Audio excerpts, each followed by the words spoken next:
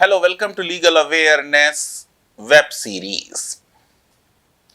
मैंने एक video law कैसे रिपील होते हैं, क्यों होते हैं, कौन से लॉज रिपील होते हैं उन पर बनाया।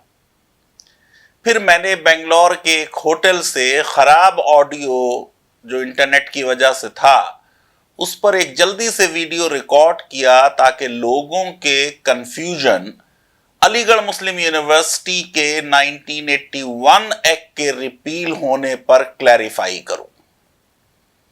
मैं एक खराब टीचर और खराब कम्युनिकेटर साबित हुआ और मैं पूरी अलीग बिरादरी को उन दो वीडियोस से पूरी तरह सेटिस्फाई नहीं कर पाया। अलीगढ़ में मेरे बड़े करम फरमा हैं और अलीगढ़ के बाहर भी मेरे सीनियर्स हैं।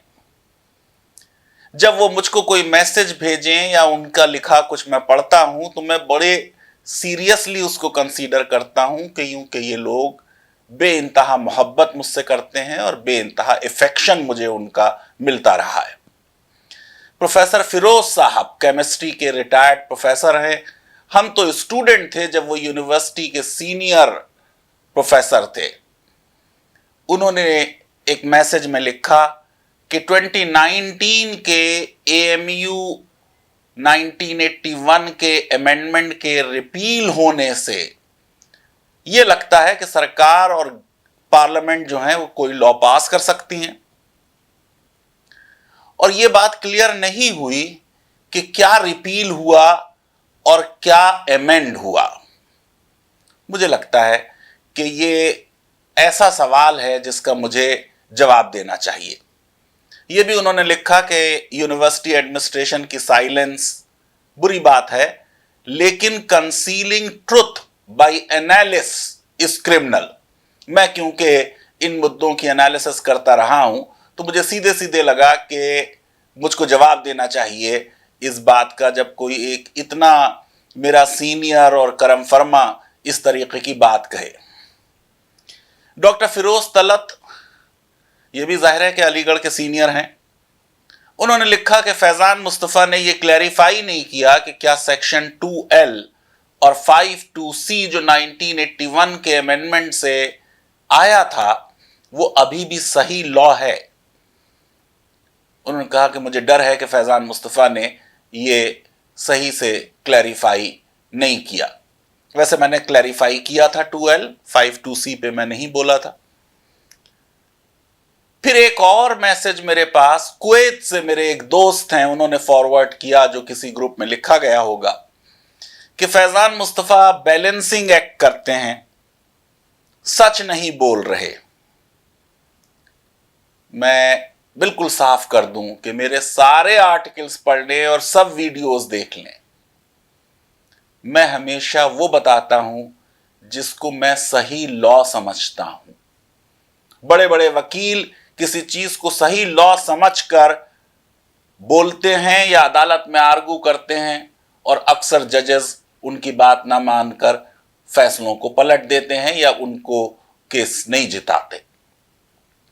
लेकिन मैं ईमानदारी से जो सही लॉ है वो बताता हूं।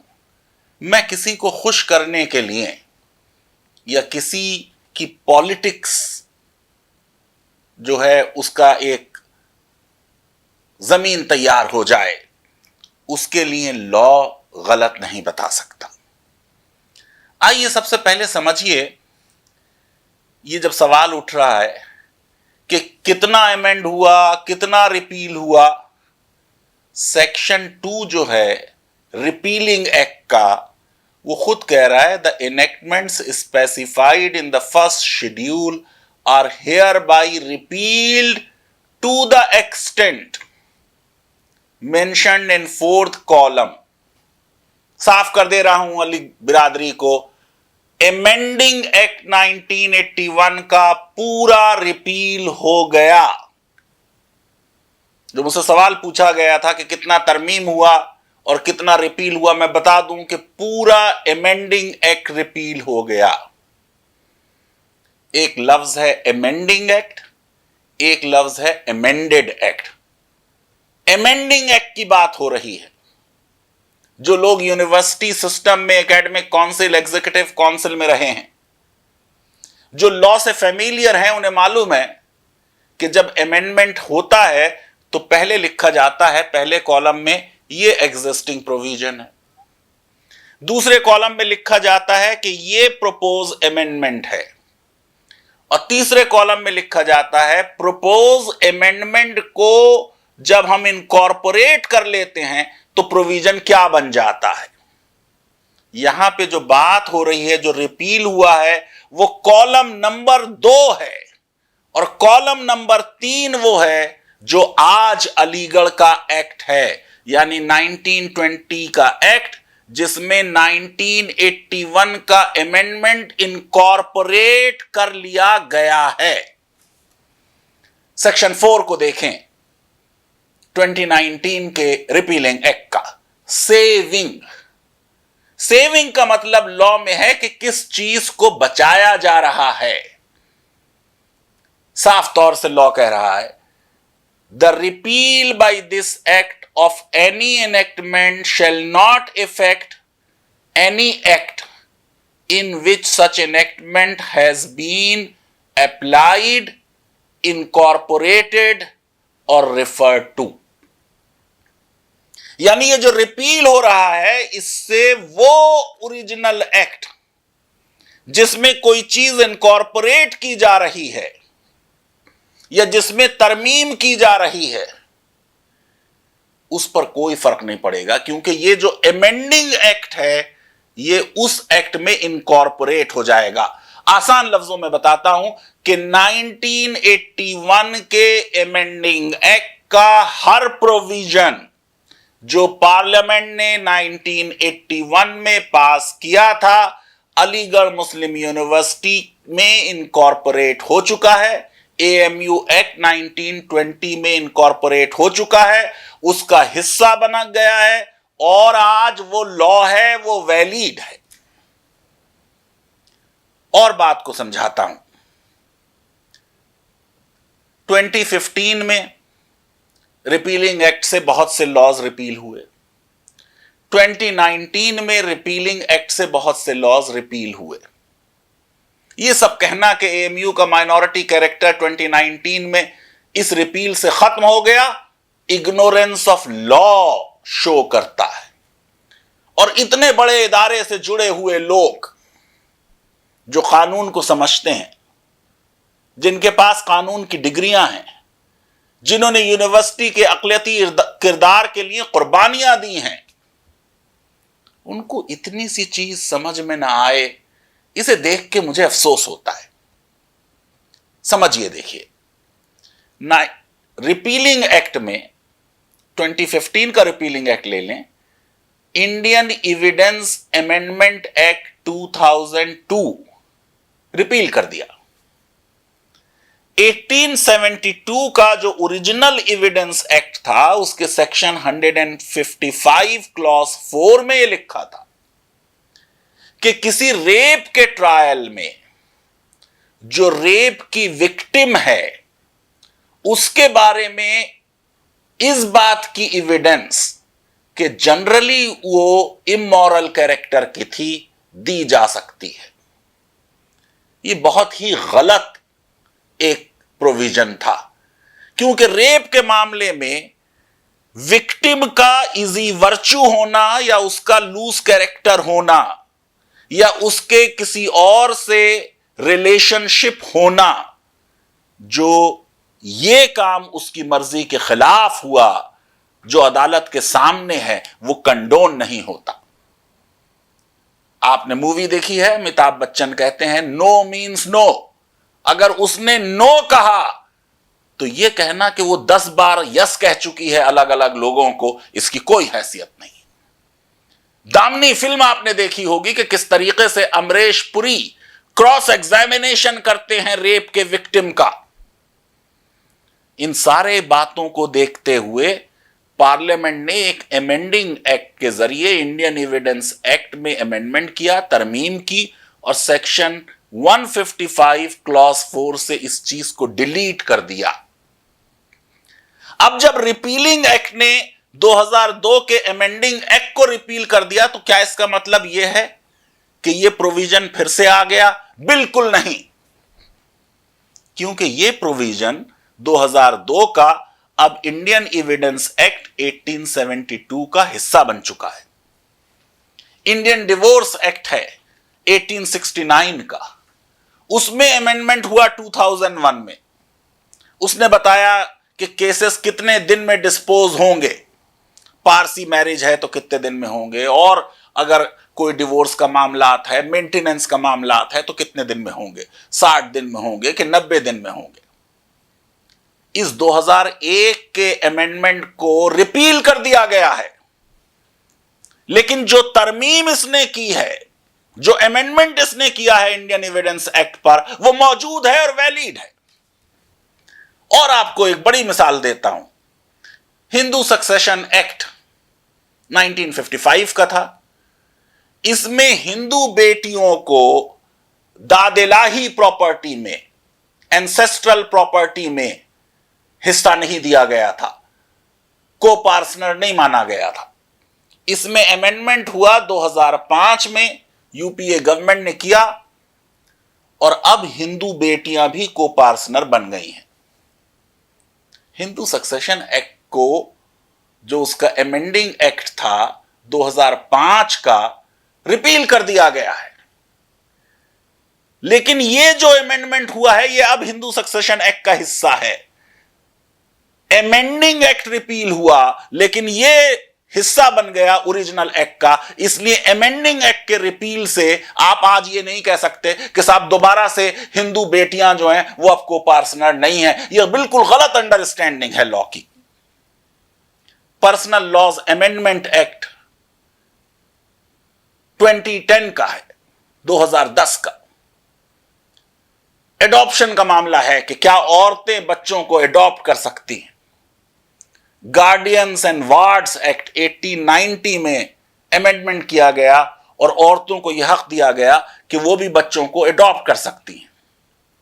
Hindu adoption and maintenance act 1956 में अमेंडमेंट किया गया, इसके सेक्शन 8 में, और कहा गया कि एक हिंदू औरत भी जो साउंड माइंड की है वो बेटा या बेटी को एडॉप्ट कर सकती है, लेकिन अगर उसका शौहर मौजूद है तो शौहर की कंसेंट जरूरी होगी।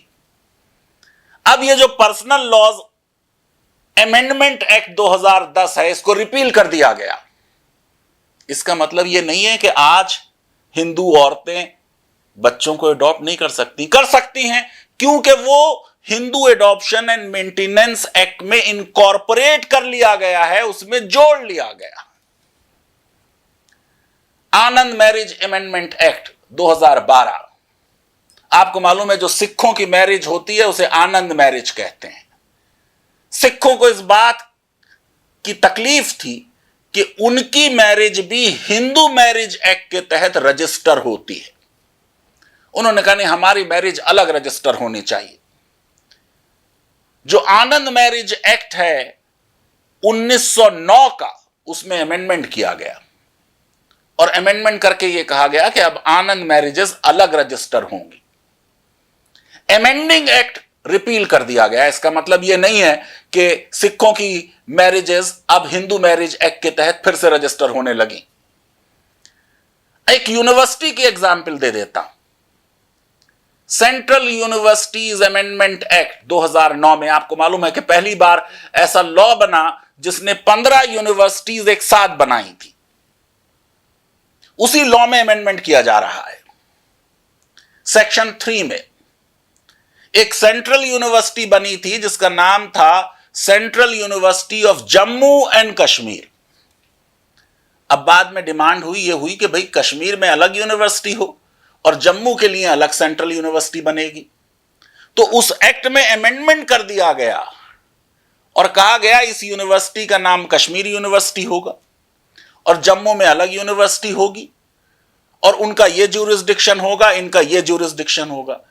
अब यह जो अमेंडिंग एक्ट है इसको रिपील कर दिया गया। क्या इसका मतलब यह है कि जम्मू यूनिवर्सिटी और कश्मीर यूनिवर्सिटी को दोबारा मिला दिया गया? जी नहीं।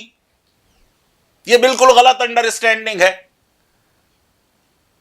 एमेंडिंग एक्ट रिपील हुआ, लेकिन अमेंडमेंट इनकॉर्पोरेट कर लिया गया। सेंट्रल यूनिवर्सिटी जम्मू अलग है और कश्मीर सेंट्रल यूनिवर्सिटी अलग है। मैं समझता हूं कि डिबेट अच्छी चीज है, लेकिन इन्फॉर्म डिबेट होनी चाहिए, मोटिवेटेड डिबेट नहीं होनी चाहिए, अपनी सियासी दुकानों को खोलने के लिए डिबेट नहीं होनी चाहिए, किसी को टारगेट करने के लिए डिबेट नहीं होनी चाहिए। आइए 1981 के अमेंडमेंट पर। चांसलर का इलेक्शन, प्रो चांसलर का इलेक्शन, ट्रेजरार का इलेक्शन कोर्ट करेगी। 1981 का अमेंडिंग एक्ट 2019 में रिपील हो गया है, लेकिन यह प्रोविजन आज भी एएमयू एक्ट का हिस्सा है। जो कोर्ट की कैटेगरीज है, उसमें डोनर कैटेगरी से 10 लोग आते हैं। 2023 में इलेक्शन हुआ है, 10 लोग इलेक्ट हुए हैं। अगर 2019 में 1981 का यह एक्ट, अमेंडिंग एक्ट रिपील हो गया होता और पूरा 1981 का अमेंडमेंट खत्म हो गया होता, तो डोनर कॉन्स्टिट्यूंसी का इलेक्शन नहीं हो सकता था 2023 में। डॉक्टर फिरोज तलत को साफ तौर से क्लैरिफाई करूं कि सेक्शन 2L भी मौजूद है और सेक्शन 5(2)(c) भी मौजूद है। इलाहाबाद हाई कोर्ट के फैसले को सुप्रीम कोर्ट ने स्टे किया है और सुप्रीम कोर्ट ने अपने 1968 के अजीज बादशाह के फैसले पर रिव्यू को एक्सेप्ट किया है। यूनिवर्सिटी ने कन्विंस कर दिया है सुप्रीम कोर्ट को कि आपका अपना फैसला 5 जजेस का 1968 का गलत है, उसे 7 जजेस की बेंच एग्जामिन करे। कई लोगों को यह भी कंफ्यूजन है कि क्या पार्लियामेंट और सरकार अमेंड कर सकती है किसी एक्ट को। साफ कर दूं मैं प्रोफेसर फिरोज साहब को, पार्लियामेंट की यह पावर कॉन्स्टिट्यूशन से आती है। यूनियन लिस्ट में जितने भी आइटम्स दिए गए हैं 97 आइटम्स हैं, उसी में एक आइटम है अलीगढ़ मुस्लिम यूनिवर्सिटी, उसी में एक आइटम है बनारस हिंदू यूनिवर्सिटी, उसी में एक आइटम है दिल्ली यूनिवर्सिटी। इनके बारे में कानून बनाने का हक, उस कानून को रिपील करने का हक, उस कानून में अमेंडमेंट करने का हक सिर्फ पार्लियामेंट को है। हां, सरकार चाहे तो ऑर्डिनेंस ला सकती है। 1965 में ऑर्डिनेंस आया था, बाद में वो एक्ट बन गया। 1965 में जो एक्ट आया उसको हटा दिया पार्लियामेंट ने 1972 में। 1972 में जो अमेंडमेंट आया उसको पार्लियामेंट ने हटा दिया 1981 में। यह पार्लियामेंट की पावर है, इसमें कोई डिस्प्यूट नहीं। जब चाहे पार्लियामेंट किसी भी सब्जेक्ट पर जिस पे उसको ज्यूरिसडिक्शन है उसमें लॉ बना सकती है, लॉ में अमेंडमेंट कर सकती है, लॉ को रिपील कर सकती है। और इन 97 आइटम्स के अलावा कॉन्करेंट लिस्ट है जिसमें सेंटर और स्टेट दोनों लॉ बना सकते हैं। लेकिन अगर स्टेट का लॉ पार्लियामेंट्री लॉ से कंट्राडिक्ट कर रहा है तो पार्लियामेंट का बनाया कानून प्रिवेल करेगा। बहुत लोगों को यह कंफ्यूजन है कि कोई केस अगर सुप्रीम कोर्ट में है तो पार्लियामेंट उसमें अमेंडमेंट नहीं कर सकती। यह बिल्कुल गलत अंडरस्टैंडिंग है। कोर्ट में केस होने से पार्लियामेंट की power to amend the law effect नहीं होती। पार्लियामेंट पेंडेंसी ऑफ केस के दौरान भी किसी भी लॉ को अमेंड कर सकती है। मैं अपने सीनियर्स की बहुत इज्जत और बड़ा एहतराम करता हूं। मैं समझता हूं कि आज के वीडियो के बाद इस बहस को लगाम दी जाएगी कि अलीगढ़ मुस्लिम यूनिवर्सिटी का 1981 एक्ट के रिपील होने से यूनिवर्सिटी के कैरेक्टर पर कोई भी गलत असर या एडवर्स इंपैक्ट हुआ है। लीगल अवेयरनेस वेब सीरीज अगर आपको पसंद आती है तो मेरी रिक्वेस्ट है कि हमारे इस वीडियो को वाइडली शेयर करें, हमारे चैनल को सब्सक्राइब करें और बेल आइकन और लाइक जरूर क्लिक करें। मुझे एहसास हो रहा है कि लीगल अवेयरनेस कितनी इंपॉर्टेंट है कि इतने छोटे मसले पर इतने बड़े बड़े इंटेलेक्चुअल्स, इतने बड़े बड़े दर्दमंद लोग सही से लॉ को नहीं समझ पाए। बहुत बहुत शुक्रिया, धन्यवाद, थैंक यू वेरी मच।